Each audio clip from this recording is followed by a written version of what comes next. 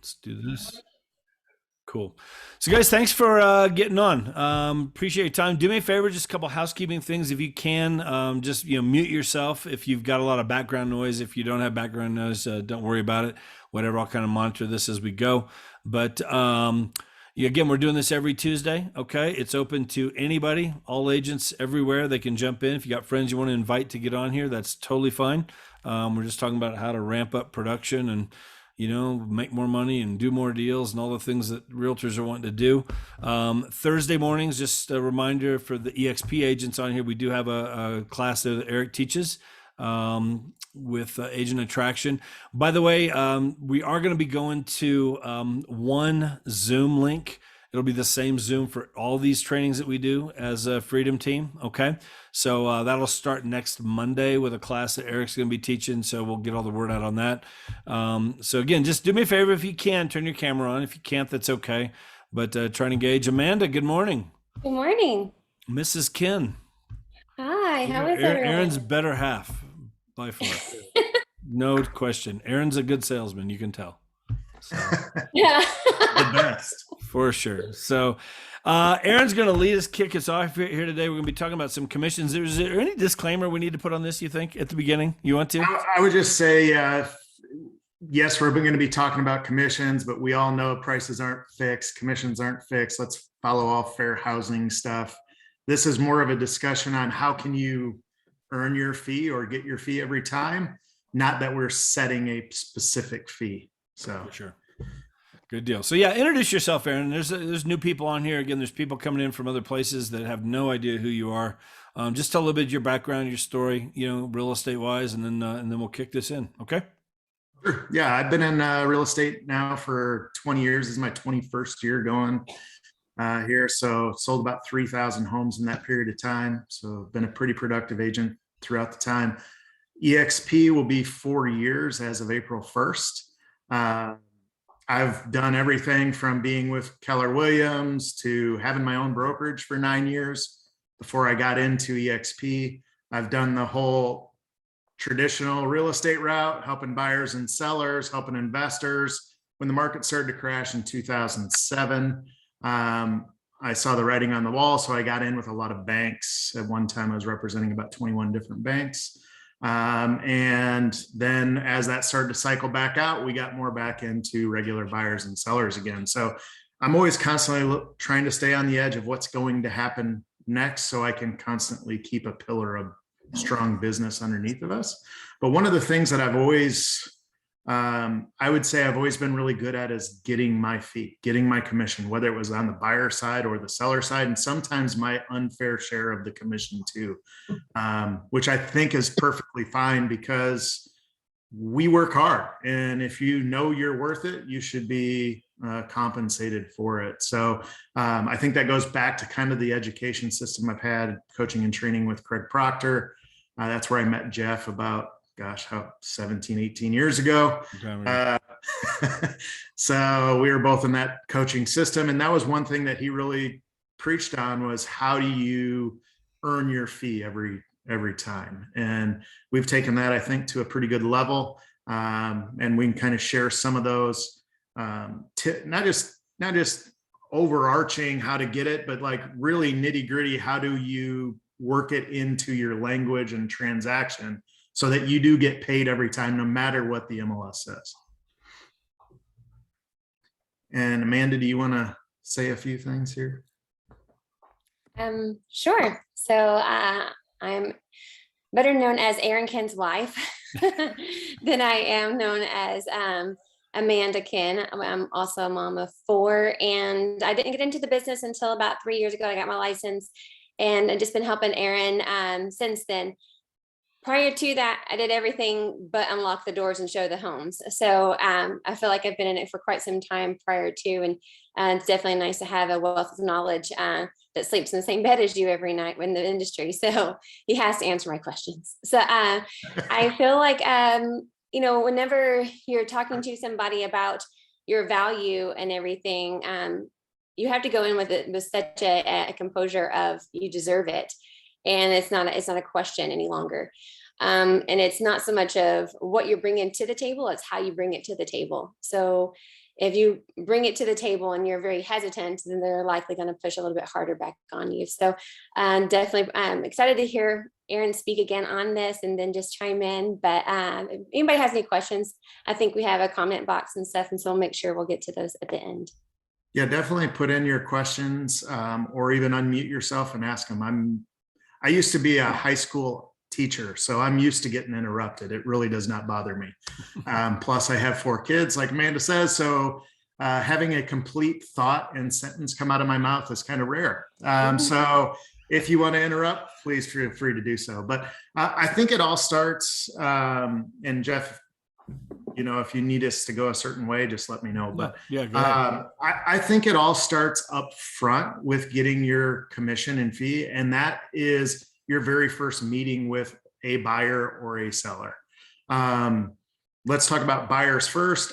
We did a video, gosh, it was probably 4 months ago now, on how to do the perfect buyer presentation using a buyer booklet is what we call it. I've got them here somewhere. If anybody wants a copy of that, I'm more than happy to send it out to you.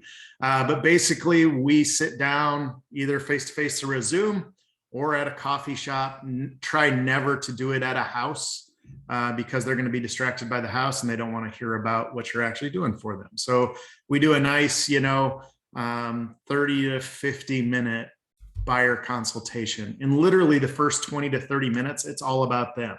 What do they want in a house? What are their wants, needs, dreams, goals, desires? Why are they moving? We ask them about 15 to 20 different questions that are pre-programmed in that booklet.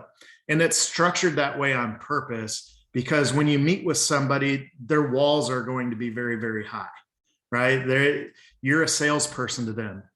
I know you want to think you're not a salesperson, but you are a salesperson to every person you meet with. So I want to take that salesperson hat and take that off and put the education hat back on, because the more I can train them, educate them on both the market and what we do for them, the less they're going to feel like they're alone.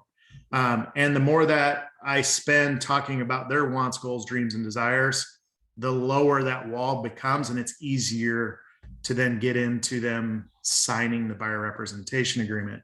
So then after we go through everything on them, we're going to talk a little bit about us. It's maybe 5 to 10 minutes. Again, it's all pre-programmed in the booklet that I think Kim just posted. Thanks, Kim. And that's about 6 pages worth of our information, but we go through that pretty quickly. And then we ask them for their commitment.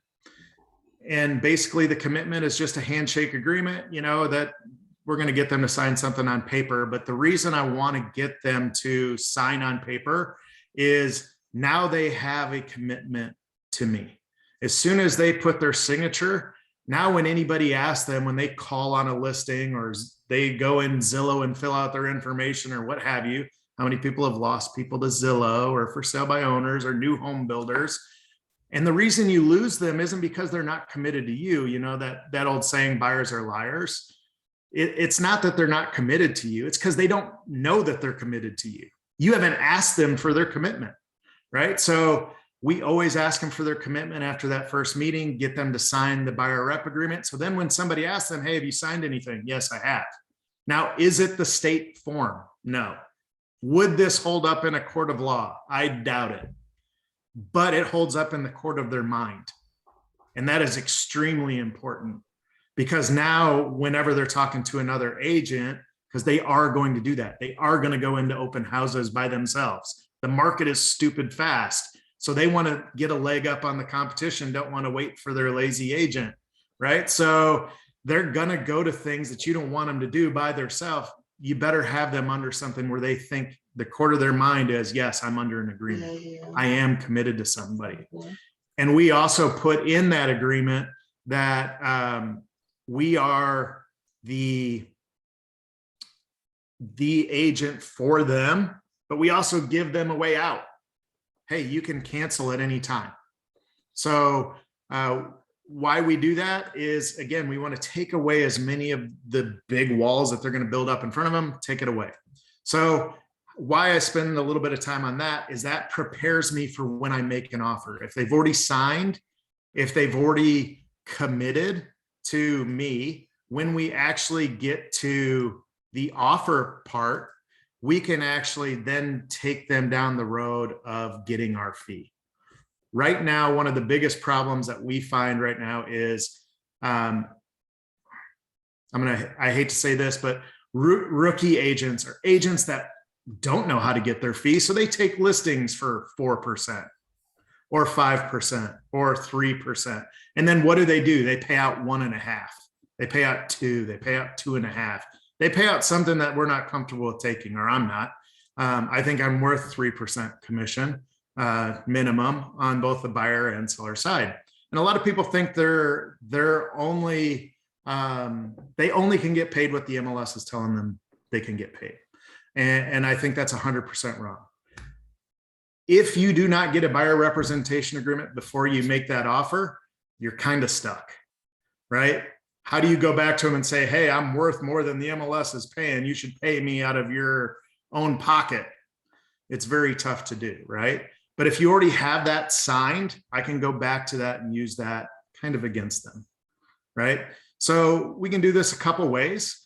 The way we're used to doing it right now, because the market is so fast and you can't add things like closing costs or write in, hey, you're going to pay me a bonus or anything like that.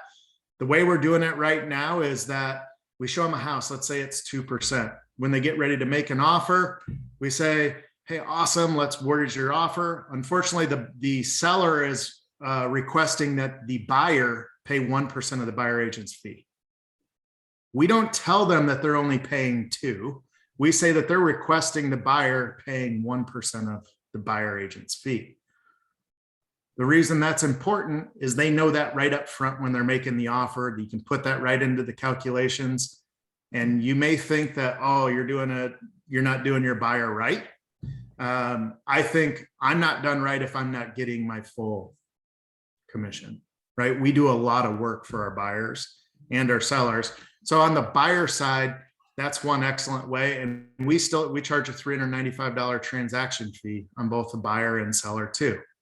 And that pays for our administrative assistant. It pays for when we cap and we have to pay that, transaction fee to EXP. I have never paid a transaction fee to EXP. My buyer or seller pays it every single time. But that is realistically how the structure works, is get them to commit up front. And then every showing I do, I know if they're paying 1%, I'm getting 3%. I know if they're paying 2%, I'm getting 3%. If they're paying 3%, awesome. My buyer doesn't have to pay anything. But I know each and every time that I go and I'm working with a buyer, I'm going to earn what I'm worth. And like Amanda said, the biggest part of that is having confidence when you're saying it. If you kind of tiptoe around it or like, hey, that's not going to work. You have to have confidence, like, hey, they're requiring the buyer to pay 1% of their agent's commission. Let's just work that into the deal. Here's what you're going to have out of your pocket. Can you talk about that, Aaron, real quick? How do you work it into the deal? Well, so how do you structure that then so that you do get that 1%? Prior to 2016, we would say, hey, well, there's 2 ways to handle this. You can pay the 1% deficiency in our fee, or we can ask the seller to pay for it. Which do you want? And they 100% of the time they chose the seller. We would write it into closing costs. Well, since the market got hot and stupid since about 2016, and there's multiple offers, if we got anything into closing costs, we're not getting the deal. And that's part of my job as their agent, is to make sure they get the transaction, right? Right now, with your buyers, your job isn't to get them the biggest savings on the home, because you can't get them a savings on the home. Your job is to secure the home, right? So if this is the home they want, your job is to make sure you put everything in order for them to get it. Now, how do we get the other 1%? They've already signed the buyer rep agreement that says 3%. The MLS is offering, okay, so holy cow, 2 or 2.5. Or whatever they're offering, that deficiency is what our buyer will pay us. So we go in sky slope, and when we have the contract executed, we put in all the documentation. And one of the things in there is there's like a notes box, and we put 2% of commission per MLS, 1% deficiency paid by buyer. And then we put that amount in there. And they know this up front because we've already talked to them multiple times about it. Amanda, do you want to add a little bit on your conversations with buyers? Because I think you're really good at this part of it. Yeah. So, I was talking earlier about like, you have to just make sure that you're, how you're presenting it. But I do it as soon as we walk into a home. And whenever I show up to the house and I already have, they have the information prior to the seller's disclosure, everything just moves so rapidly in this market that I make sure that whenever we're inside the home, we're only talking numbers of what they're going to offer on the house. Then I share with them that this particular buyer is paying 2.5% for the commission on the buyer side, but they're paying full commission on the seller side. So they're asking for you to pay the other half of the commission or the 0.5% of the commission for us. And then I'll tell them what the math is on that based on what the list price is, and then adjust it. And I've never had anybody push back on any of it because right now I feel like our conversations before going in, and I think that's key too, is everybody wants to know, how do I win a house? I mean, it's not even finding a house that you want anymore. It's how do I win a house? Because the market is just that aggressive. So a big way that I'm seeing where buyers are winning houses here is they're taking up not just the biggest money going in wins, it's what am I netting at the end as far as the seller goes. So the seller is asking like, what am I netting? But if I'm paying, they're paying for title policy, they're paying, not asking for a home warranty, they're paying for survey. But then, you talk further into something that's not common that is paid for by the buyer is the commission. Typically, that's a full fee that goes straight to the to the sellers. And with that, that's a way for them to entice to like, I'll pay, 2% of the commission, or I'll pay this. And they feel like if they're already paying the half, well, what if I pay another full percent? Or what if I pay this? Because then they're picking up more fees that are off of the seller at the bottom dollar. And we talk about like, well, if I raise my offer by a couple of thousand, do you think that couple of thousand will be worth, more to them? Well, not necessarily, because each time that the amount goes up, the commissions come out, the fees come out. Like there's just a little bit that just keeps on tacking off every thousand that you add to your offer. So if you can offer to pay for those fees to the seller up front, again, that net number is what they're looking at the end. So I think you just have to be creative. And I also explained to them, because a lot of people they're like, well, what, if they win, they're like, oh, I probably offered too much. Or if they lose, they're like, well, I wonder what the winning one was. We'll wait until it goes, it says sold, and then it'll have the list price. And having this conversation up front, like you'll never know what won, because it's never told what type of the financing it was. It's never told what other fees were taken or how many days it was into closing. So I think that the process of what it gets chosen has to be a conversation at the very front whenever you're asking them to sign the buyer rep agreement and you're telling them, what you're going to give them. So when it comes to commissions and everything, that is just a fee. Then it's no longer what I'm getting. And I think it's actually opens up a really good conversation with so many of my buyers that I don't keep that 3%. Like that's the idea that most buyers and sellers have, is that the agents are just making all this bukus of money off of each sale and they get to keep it all. When after it's, you talk to them, like each fee is divided upon, everybody gets paid. So there's chiefs above me that they have to get paid and I'm working. So, and they understand that. And that's, that's what they're working in, is corporate America also. So they understand that they don't get to keep their 100%. So those conversations is just educating your buyers. And it's so much of this market is just educating. And if I feel like I even had a couple of situations that, emotions are really high, and especially when they lose, or especially when they're winning and they're trying to get through everything, get to closing, that I've had to put at the wall of going, moving forward, at least for the next so many days, I am only going to email or text you, in the circumstances of just making sure that our communication is not lined out. Like they're not remembering that I told them this, or they're not remembering things. So make sure whenever you're talking to them that you're covering all your bases too. I always reference, it's like taking a fire hydrant to the face to get a drink of water. You're not going to catch it all. Like I'm just giving them so much information, and then they're not going to get it all. And they're going to say, like, I don't remember you ever saying that, or you didn't say it the way that I comprehended it. So words can get lost in translation whenever you're verbally saying them. So make sure that if it is something that they need to know and it's key, that you're sending it to them within email, even if it's just reiterating something that you've already talked about. So I think that's what, not to cut you off, but I think that's why it's important that when you're doing the initial meeting, that you have something that you're reviewing with them, especially on the buyer side, that they're going to have as a leave behind or a take home, right? That booklet has all the information that we go over, right? And Kim posted it there so you guys can download it, have your creative guys redo it, you know, with your own stuff. But I think that, like Amanda was saying, is huge, because now they have something that you can refer back to continually. Hey, we told you about that here, or what have you. So, and it's got everything from market cycles, things like that in there. And then the things we're going to do, timelines, charts, all that stuff. So.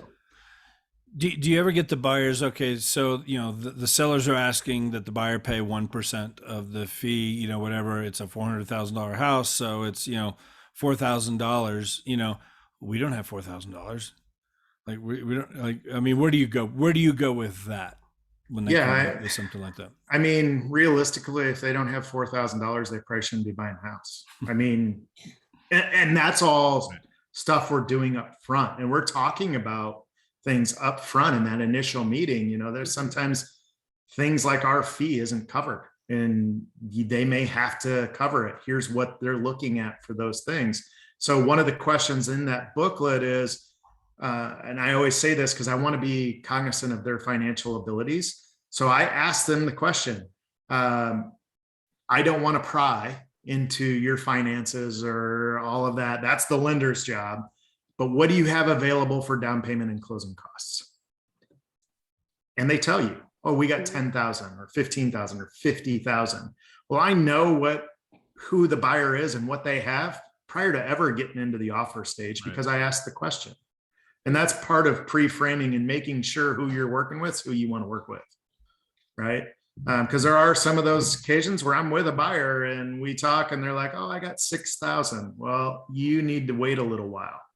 Not every buyer is going to buy today. And some, it's the best, your best thing you can tell that buyer is to wait, unfortunately.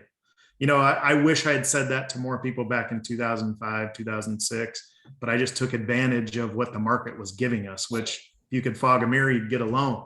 You didn't even have to have any money. The house I bought, 100% financing, no income, no job, no asset verification, no down payment. And my commissions paid my closing costs. I got into this home for $400 at the end of the day, 350,000. Like, I should not have been buying this house, but I took advantage of the situation, right? Today, we don't have that ability because the loan, you actually have to qualify. You actually have to have money in reserves, but we find all that stuff out before we're way long into the process and before they're making an offer. I think it's the best way to answer that, Jeff. Right. And I think too, going back to the initial meeting, I'm not just talking to them about the homes that they're wanting, or I know the things I'm going to do for them. I talk very extensively about who they're pre-qualified for or pre-approved for with, and what kind of relationship do they have with their loan officer? Is it something that they can text them or email them and they email directly back? Do they work a 9 to 5 and off weekends and you can't reach them after, bank hours? I want to know the kind of communication that they've had.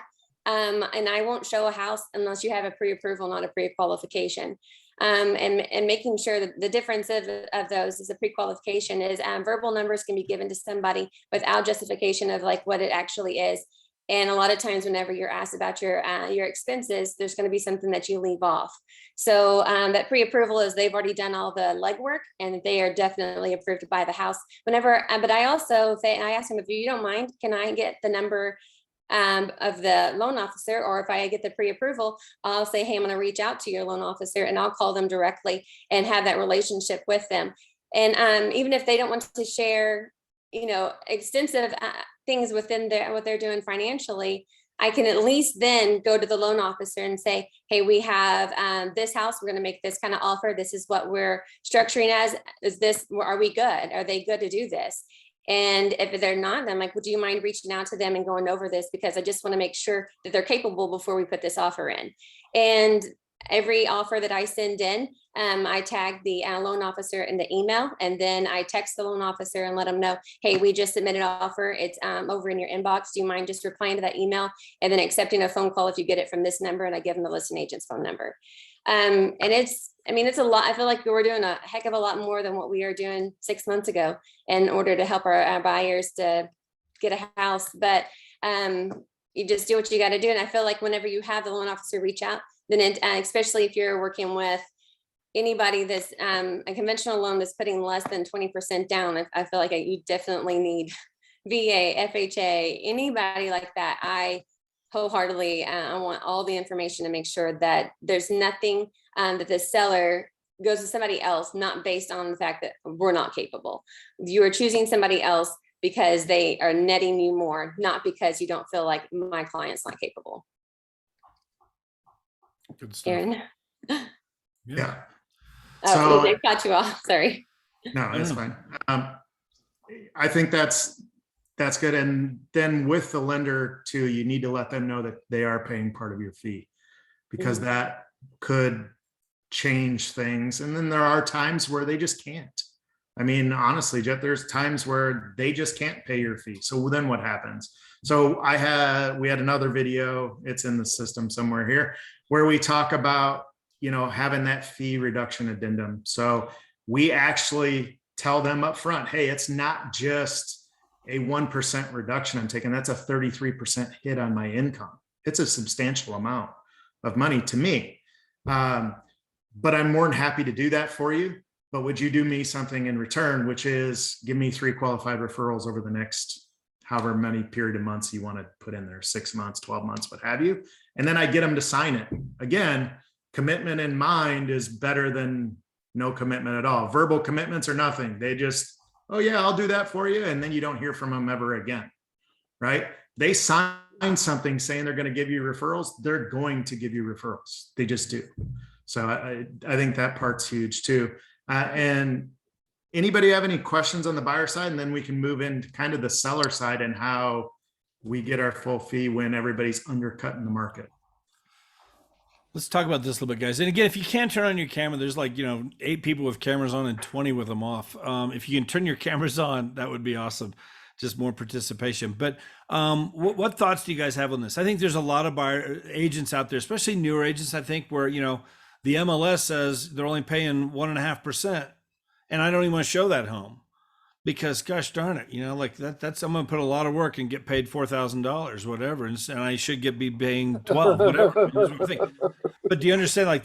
It doesn't work that way. Your relationship with your clients, again, if you set it up front, like what Aaron said, there's ways to get your full commission and, ways to get it every time. What thoughts do you guys have on that? Or what questions do you have on that? Because that's really I have good. something to add.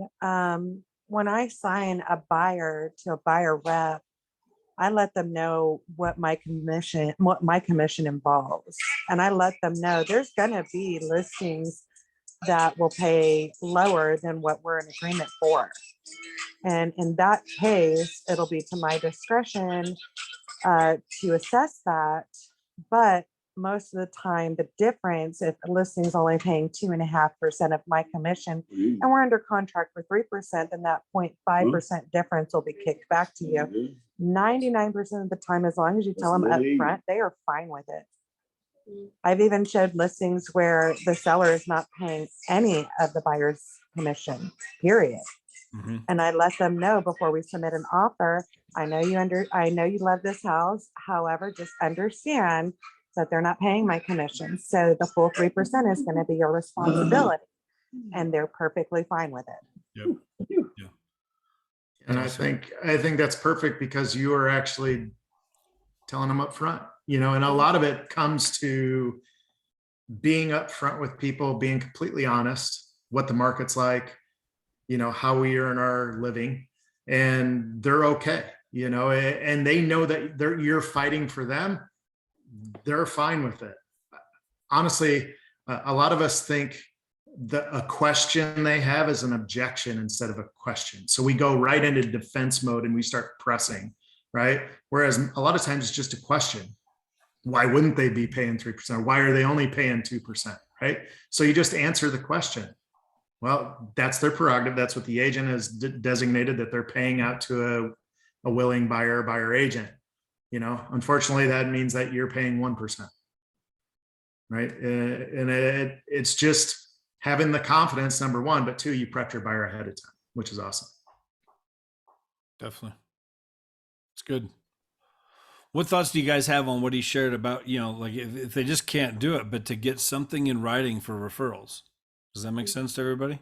Yeah, and Kim posted that in chat as well too, the addendum we use. Like I said, I drew that up on Microsoft Word, so it's as legal as nothing. But again, it wins their mind, right? And if you follow up like you should be doing with your clients, and you ask for those things because they've already committed to it, they're more likely to give it. Yeah. I have a question. Go ahead, Mike. Mike Rossback out of Richmond, Virginia. I was wondering, you know, you have the setup you do for commissions. Do you also have a minimum commission? Yeah, I mean, for me, way back in the day when I first started, I would take 7% listings and, you know, $3.95 transaction fee and pay out 3, keep 4. My minimum's now basically 3%. Like I don't want to work for less than 3%. So what about a dollar amount? No, I don't set a dollar amount. Like, because I've got south of Richmond, we have Tri-Cities. I deal with a lot of investors, and there's a lot of properties down there that are under 100K. Some of them are actually 30 or 40K.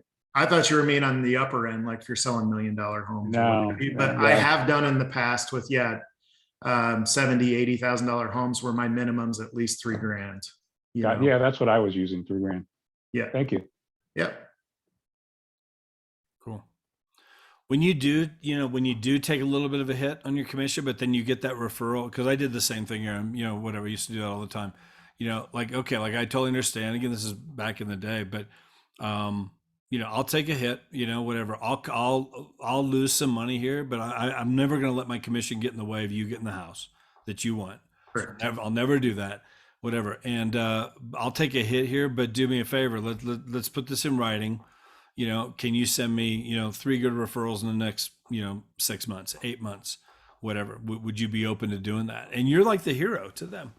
You know what I mean? When you do that, when you really explain that out and understand, and then when they understand, do you understand what he's saying, guys? As far as you take 1% less on your commission, it's actually a 33% hit on your income.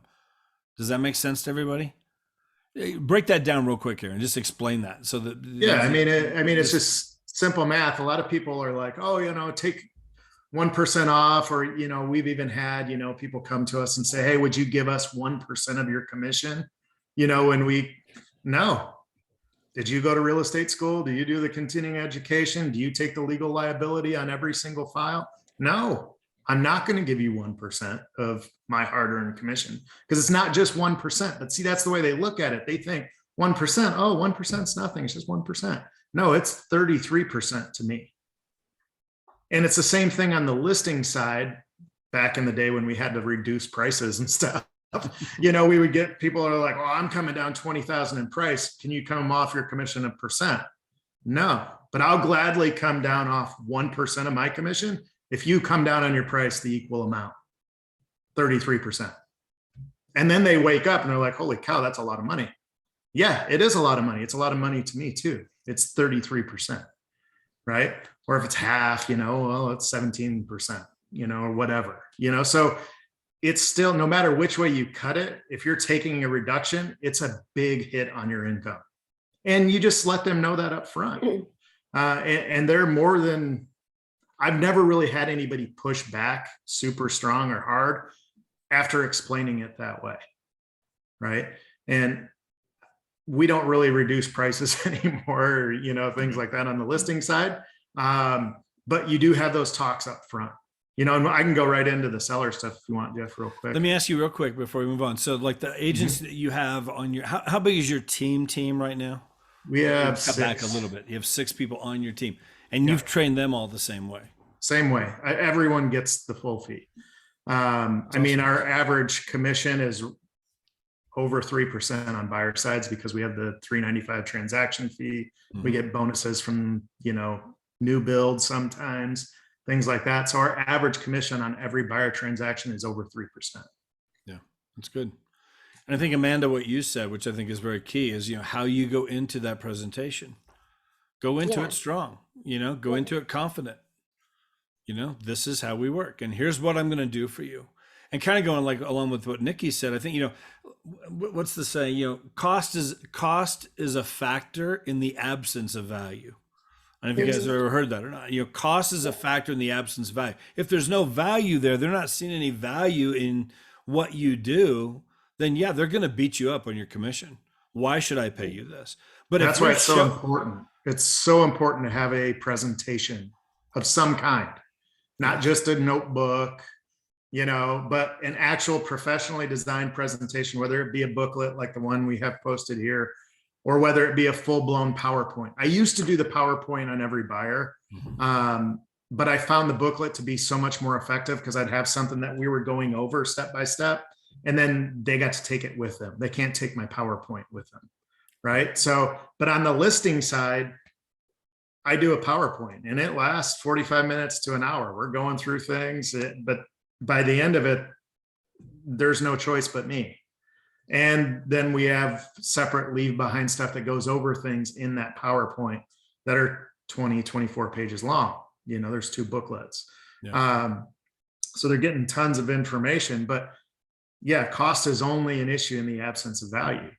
Right. So the more value you bring to the table, whether that be with a buyer or with a seller, the likelihood of you getting what you deserve is much stronger.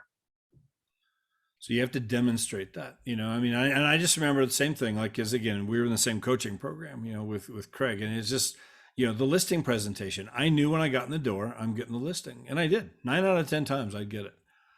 They would, even if I tried to be the last one in, but if, let's say they were going to interview 4 people and it just didn't work schedule wise, I'm the second one in, they would cancel the other 2 half the time because I would walk out of there with a signed agreement. But again, it was here's the laptop, and went through the PowerPoint, same thing, 45 minutes to an hour. It's a dog and pony show, but you show them everything that you're going to do. They're like, holy cow, whatever. And where do we sign? And you get and I would get 7% just like that. And again, people are like, what are you talking about? And I would offer to call those people that were set up after me. Hey, I understand that's a tough conversation to have. No one wants to disappoint anybody, but let me be the one that disappoints them. I'll call those agents for you and I'll break it to them nicely. Hey, Billy and Sue decided to go with me to represent their house. So they wanted me to cancel the appointment for them because they felt bad, that they weren't going to be able to meet with you. Yeah. And that's it. And then I'd say 3 out of 4 people take me up on canceling someone else's appointment. Yeah, for sure. Let me ask you guys real quick. We'll get into the seller side a little bit. Any questions out of what we've hit so far? Any thoughts, or here's a great point, or here's something that I've done that's really worked for me in terms of being able to get those commissions? Some of you guys that are even brokers or team leaders, things you've taught your team that are working in that way. Anything you want to share here at all? Anybody? Questions, thoughts, comments? I have a situation that I can share. Sure. Because it's more so on the seller side.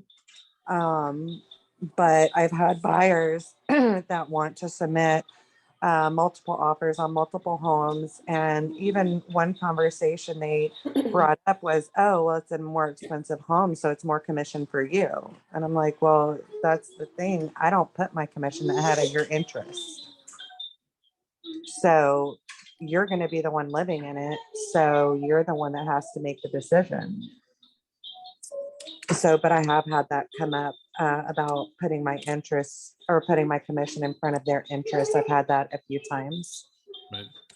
Yeah, I think that one's pretty easy because I'm a numbers guy.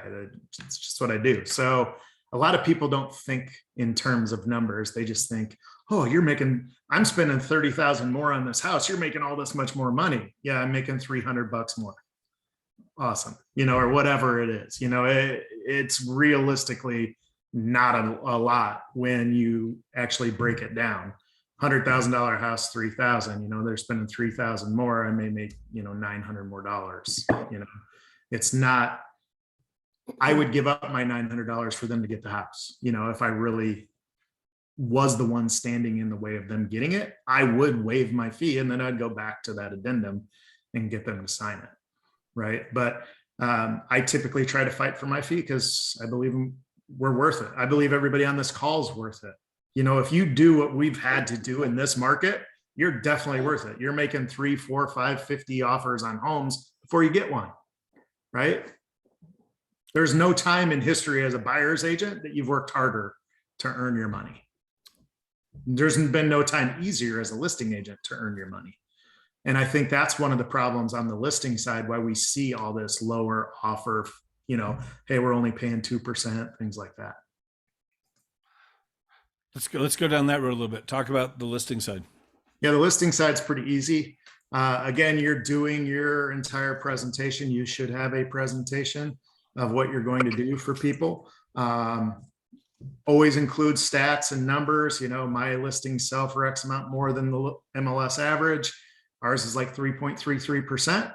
So we can tell them realistically, you're hiring me for free and we're paying out to the buyer's agent because we're going to earn you 3.33% back on your listing based on what we do on the marketing side. Show them all their marketing, show them testimonials, Google reviews, so on and so forth. Like I said, it's a 45-minute to an hour presentation to show why we're the one that they should be working with. At the end of that presentation, when I'm getting close to wanting to get them to sign the listing agreement, I ask a simple question. If we can come to terms on price and fee, do you believe I'm the best agent to help you sell your home for the most amount of money?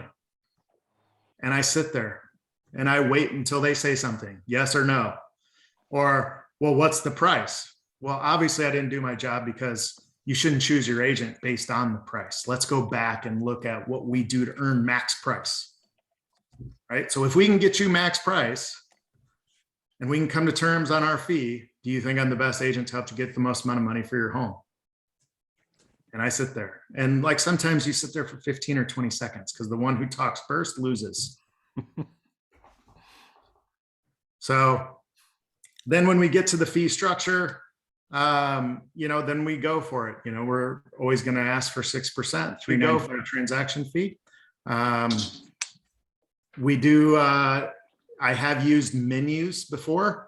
Like we will do this for this fee, this for that, we'll do 7%. We'll do all this stuff. 6% we'll do this. We've kind of taken that away since the market's gotten really, really hot because the differentiation between 7 and 6 is negligible. As far as what we do. Plus, if they're interviewing multiple people, there's people out there throwing away off 4% and 4.5% and, crazy things, right? And then they only pay 2 and they take 2 and 2, so that's kind of what we've been talking about. I know if I'm taking a lesser listing, like if somebody says, hey, Joe Blow will do it for 4.5 and they don't really see the value of what we're offering and they couldn't figure that out, even though we spent an hour going over it. Joe Blow is going to do it for 4.5. Will you match his 4.5? Sure thing, I will, but I'm only paying out 1.5. I'm going to earn my fee. Well, won't that 1.5 affect me? Yeah, it will affect you. But that's your decision, not mine. I still need to do my entire process, which costs me a lot of money. Right? So I take all the financial risk up front, so you get all the financial reward at the end. Give me the opportunity to earn my fee. And then if you don't think I'm worth it at the end of the day, then we can talk about reducing that. That's good. Which is really strong, right? Give me the opportunity to earn my fee. And if you don't believe I earned it, then we can talk about it. And in today's market, if we don't get at listing price or over listing price, there's something wrong. Like we probably way overpriced it, or a condition was terrible, or what have you.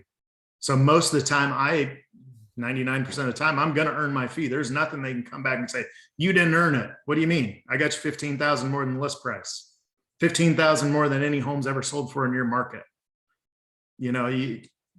It's too late.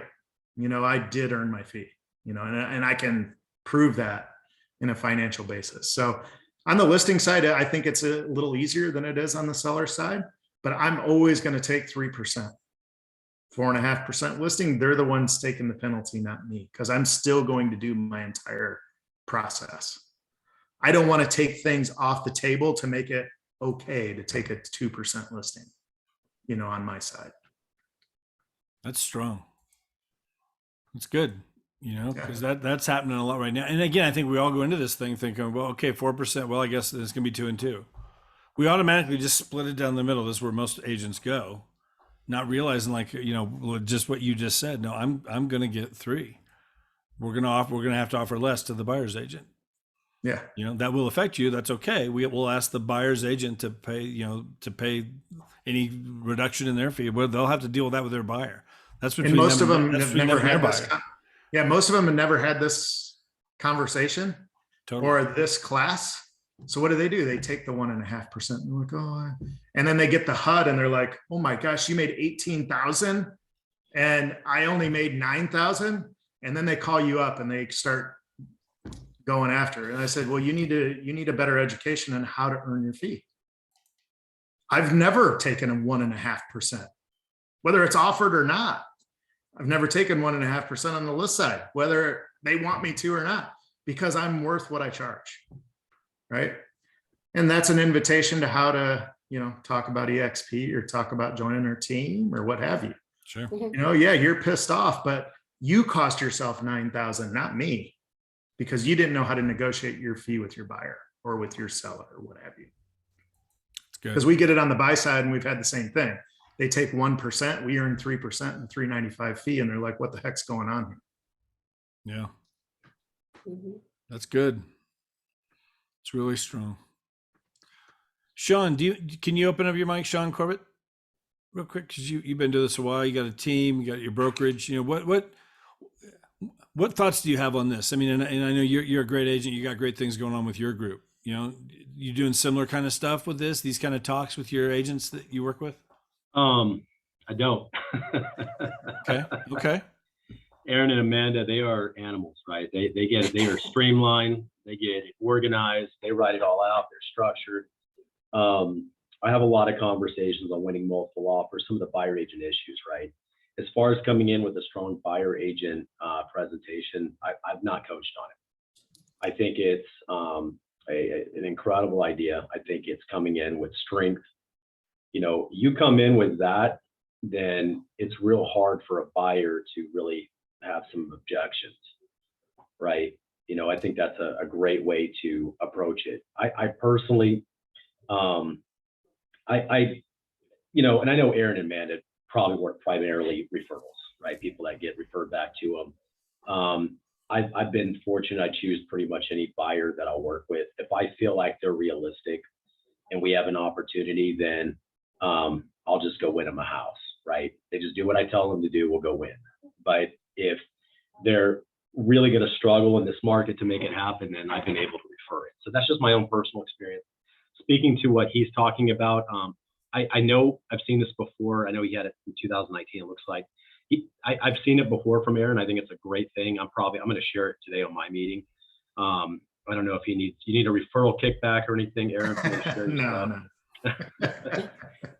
No, I love it. No, we're in the same market. We battle up now. I've never gone. Yeah, we're always fighting each other.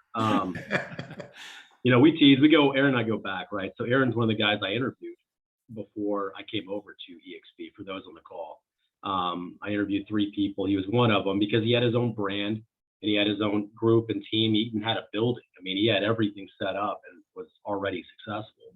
And I said, why in the world would you make that transition over? And did you have to give everything up to do it?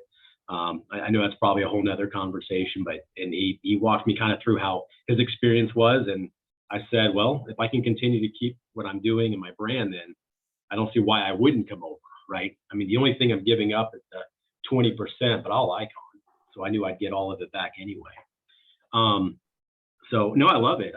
I'll tell you for me, I speak at things that we really struggle and have issues with, right? On trying to get qualified. Sorry, my thing started again. And one of them is winning multiple offers, right? That's just the biggest thing for us. So I spend a lot more time focusing on those type of things, and then creating the pipeline of buyers and stuff like that. I'll coach on things like in this market, you know, buyers. I know Aaron and Amanda are strong coming into it. They're not going to just start showing houses to people that aren't ready.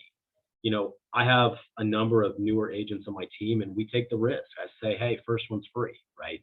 I kind of get them, because a lot of them don't have anything as a trade-off as an opportunity cost. You know, they don't have a 5-6 buyers they're working. They've got one. So for them, it's probably worth it for them to jump in the car and go show a couple of houses, get a little bit of rapport going before we start getting into that conversation about buyer rep agreements and things like that.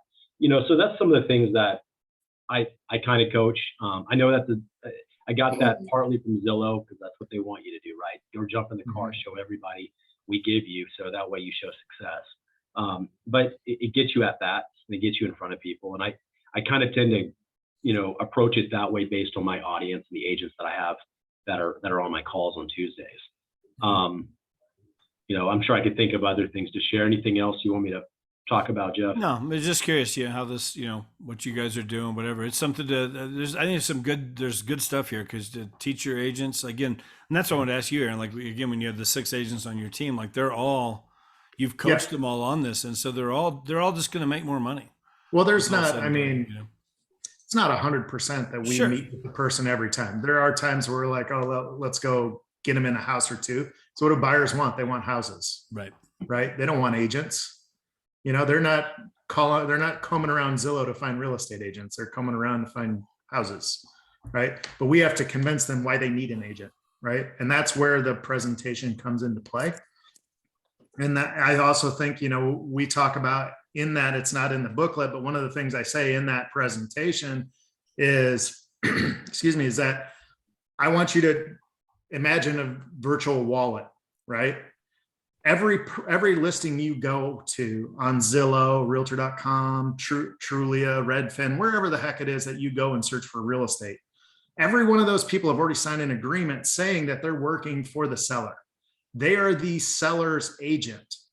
Their sole responsibility is to take your wallet, take their hand, and pluck out as many dollars as they can out of it. My job as your buyer's agent is to protect that from happening, so that when you decide to take money out on your own, it's the money that should be taken out, not more, right? So that's what buyer agency in a nutshell is. Me protecting you as the buyer, protecting your money, and finding you the right house. Then we talk about the rest of the booklet. So it's a very effective way to get them to be like, holy crap, I've been doing it wrong. I've called all these agents. They're working for the seller. They're trying to screw me. That's what I want them to think, right? You want to, best part of sales is create doubt. Create doubt in what they're already doing, and that you have a better way, and then solve that problem. Create doubt, create problems, and then solve it for them. That's the best way to sell anybody anything. All right. So, I got one other thing, Aaron, to go on with the commission. So let's talk a little bit about that, right? Because that's a valid issue, right? We've got BACs at, you know, 0, 0.5%, 1.5%, whatever. You know, I write offers on these houses. A lot of them are 2.5%. And I'll be honest, I'm on the listing side most of the time. So I was told about a year ago that because I have so many listings, I'm in control, right? I'm on the better side, the stronger side. So I don't pay out, you know, 3 on most of my houses, and I'll still get 8, 10 offers. It doesn't change anything, right? I generally put, I stay at about 2.5. You know, I think that's probably about as fair of a compromise. Almost all of my competition is 2.5. You know, I always try to be fair with anything that I do. Are you listing at 6 or are you listing at 5.5? Oh, no. The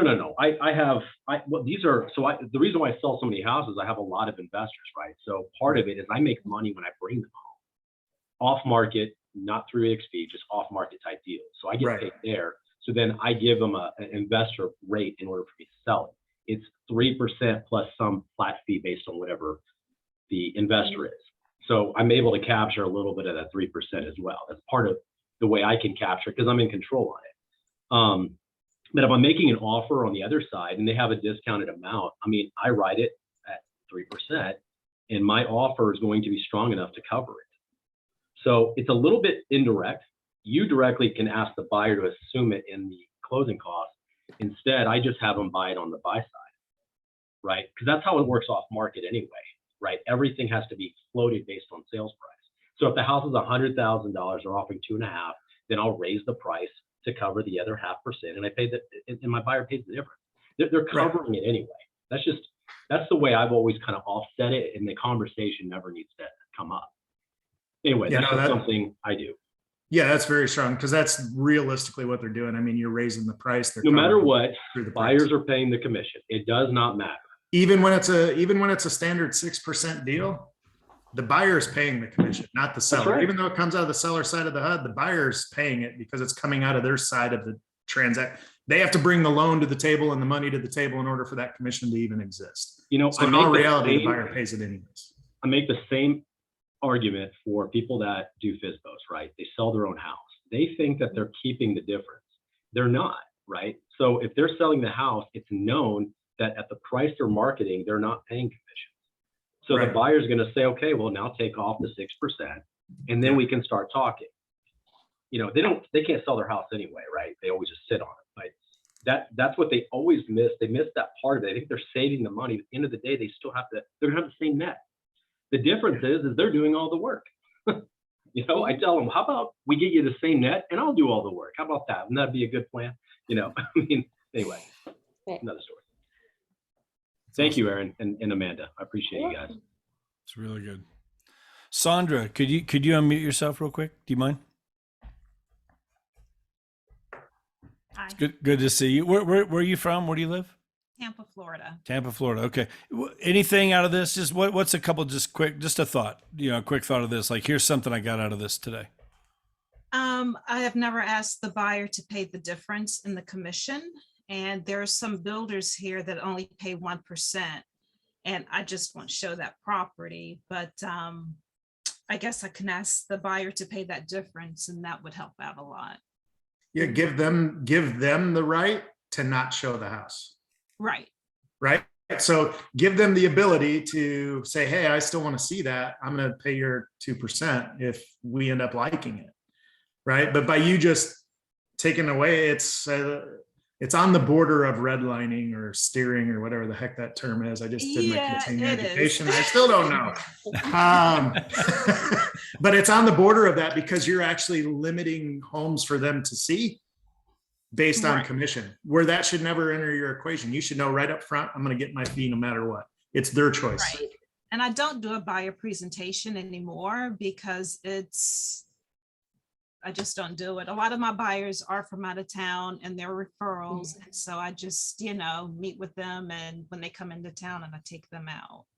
Yeah, do it through a Zoom. I do this presentation through Zooms all the time. And then they DocuSign it. Zoom actually has a DocuSign feature now on it where you can actually do it right live, which is cool. I haven't done it yet, but it's cool. Okay. I will say that 85% of the people I work with are out of state. So there's so much that you have to do. There's over Zoom, FaceTime calls and videos and just tons of communication. And having the conversation up front, you have to have it once. And then by what you are doing for them, you're already earning your commission. So when it comes down to it, and whenever you do get to the point of making an offer, for them to say that they're not going to do it, they know that they're saying that they're not willing to pay for the services that you've given them. Like for them, and then as a buyer, they feel like the seller's paying the commission. But if I just asked you to pay 0.5% or 1%, and there's no value there for you, then they don't want to say no to me, because now I've built such a rapport and such a relationship with them. For them to say no, they're like, I wasn't worth it. So there's a lot of, and people really do respond. Only time I ever get somebody who doesn't respond well to that is if they're an engineer or they're really numbers brains like Aaron, not affected so much by the feels, but make sure that your worth is your worth. You are answering the calls late at night. You are the one that's working 7 days a week, and not to discount what the amount of time and energy and efforts that you're putting into it. It's good. Thank you. That's It's really good. There's ways to do it. One thing I would remind all you guys, and again, if you haven't been on here before, if you're from another company or whatever, we do have those recordings. Aaron did a whole presentation on his buyer presentation, and that's available in the Freedom Team group in Workplace. The recording of that. Okay. We did that I want to say it was like November or something like that of last year. There was actually two different things that Aaron did, two different presentations. We've got those there. If you're not part of EXP, just let me know, reach out to one of us, whatever. We can send you a recording of that video. It's on YouTube. We do have that in a group there.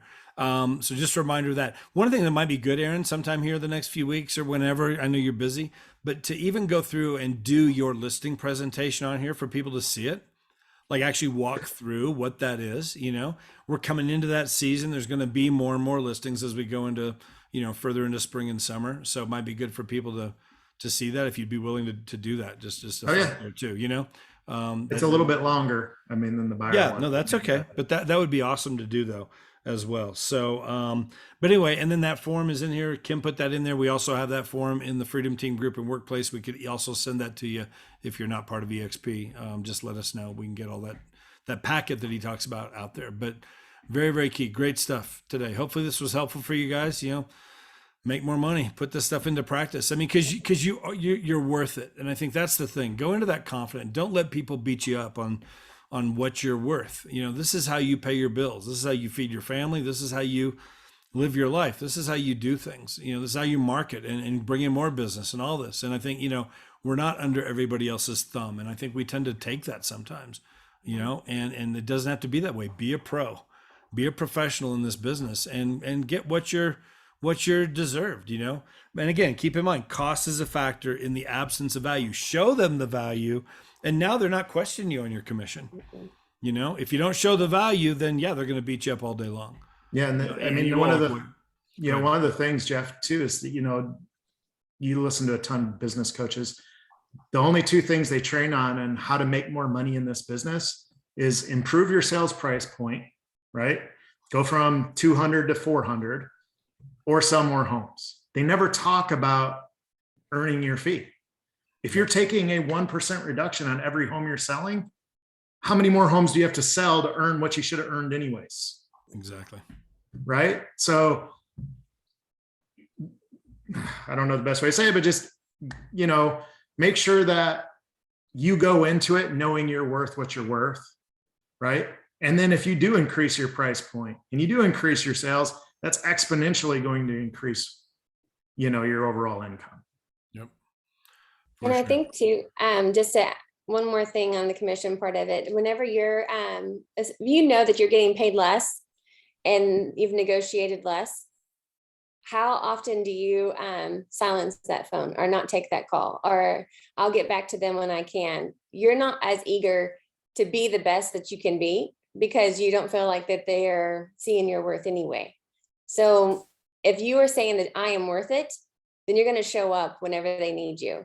And especially whenever you go into a contract, there's just so much more that they don't even realize that it's not even the stress of getting the house is just half the battle or a quarter of the battle before you're underneath contract and all the option period and stuff. So, your worth is also in your brain too. Like you have to be able to say like, I'm worth it. And then whenever you're talking to somebody and they say yes, and then anytime they have questions, Aaron's always like, they can wait a minute. I am always firing right back to my people. I'm probably to my own detriment. Even sitting in Cabo with Jeff and Lane at dinner, I'm like, I gotta take a call. And I would get up for dinner and go out of the restaurant to take a call because I'm just that crazy. But I will say that whenever you're going to show your value and make sure they know it too. Like if you're missing something in order to help somebody, I not in a guilt way, but I will let them know. Like, or if I'm not going to miss, like my son has a baseball game tonight and I'm like, I don't take showings tonight. He's pitching. I'm not going. And that's letting them know a little bit of your life too. So your worth is tied to you. Just make sure you don't discount yourself. Absolutely. Great stuff. Guys, thank you very much for being on here. This recording will be up on, thank you. Totally appreciate it. The recording will be up there on the Freedom Team Workplace group within the next hour or two. You'll see it up there, so you watch it again. The other recordings are all up there. Again, reminder, there will be a new Zoom link starting next week, okay? We'll get all that posted as well. It'll be the same Zoom link for everything, so it'll simplify all that too. So again, thank you guys. Have a great week. Let us know how we can help you, okay? We're here to do All it. right, thanks. Thanks, Bye, guys. guys. Have a great day. Bye. Bye-bye. Thanks.